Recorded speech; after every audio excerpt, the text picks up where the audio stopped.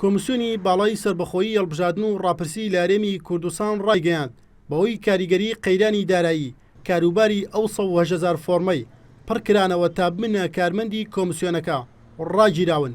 ئاستەنگەکە هەر ئەمە نییە، بەڵکو کۆمسیۆنەکە بۆ ئەوەی بکەوێتە سەرپێ پێویستی بە دوو هەنگاوی بنەڕەتی و گرنگە کە بۆ ئەم هەلومەرجە سیاسی و ئابووریەی کوردستان یەک لە یەکی زەحمەتترە.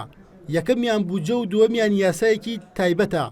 بەرپرسانی ئەو کۆمسیۆنە دەڵێن بۆ ئەنجامدانی ڕاپرسی لە هەرێمی کوردستان بێجگەل لە بودجەی ڕاپرسی پێویستیان بە 6 میلیارد دینارەیە تا پێداویستەکانی دیکەی پێدابین بکەن، لەوانە کردنەوەی ئۆفیسەکانیان لە شارەکان و دابینکردنی ئامێر و کەرەستەی چاپ و کاردی دەنگدان.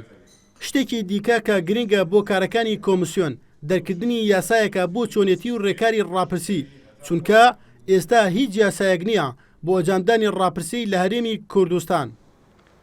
کۆمسیۆنیش تازەیە، هیچ کەلوپەلی نییە، هیچ ژێرخانێکی نییە. نزیکەی 6 میلیارد تەخمینمان کردو بۆ دروستکردنی هەموو ئۆرگان و ئەو ئامراز و ئەجیزانی کە پێویستە بە تانی سێنتەرەوە 6 میلیارد دیناری عراقی تەخمینکراوە بۆ دروستکردنی هەموو یەکە ئیداری و فەنی و مالیەکانی کە لە ئۆفیسی پارێزگاکانەوە لە ئۆفیسی سەرەکیە. ئەوە پێویستە بۆ دروستکردنی ئەو کۆمسیۆنە. دواتر لە بۆ ڕیفراندۆم هەڵبەت ڕیفراندۆمیش بودجەی پێدەوێتن.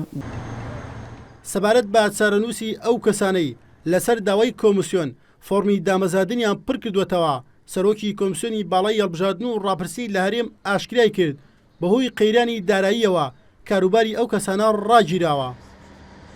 ئێمە بۆ ڕاپرسی لە هەرێمی کوردستان سەرەتا پێویستمان بەوە هەیە کۆمسیۆنی هەڵبژاردن دروست بێ. کۆمسیۆنی هەڵبژاردن لە ئێستادا تەنها ئەنجومەنی کۆمسیاران هەیە، لەبەرەوەی نە بارەگای شارەکان کراوەتەوە، نە 12 بەڕێوەبەرە گشتیەکە لەسەر حیزبەکان بە محاسەسە دابش کراوە و تا ئێستا کۆمسیۆن دروست نەبووە. دووەم شت پێویستمان بە یاسایەکە بۆ پەسەندکردن کەوا چۆن ئێمە ڕاپرسی دەکەین.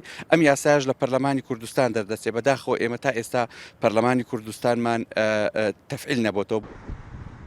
تا ئێستا کۆمسیۆنەکە دوو یەکەی کارگێڕی و یەکەیەکی ئیداری بە تەنسیب لە فەرمانگەکانی دیکەی حکوومەت دروست کردووە بۆ ڕاپەڕاندنی کاروبارەکانی. بەرپرسانی کۆمسیۆنەکەت دەڵێن لەو کارانەی تا ئێستا کراون ڕازی نین چونکە لە ئاستی پێویستدانین.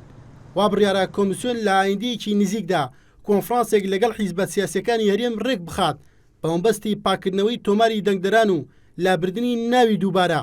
هەروەها داوایەک ئاراستەی حیزبەکان دەکەن کە ژمارەیەکی زۆر کاندید نەکەن چونکە دەبێتە بار بە سەرشانی کۆمسیۆنەوە.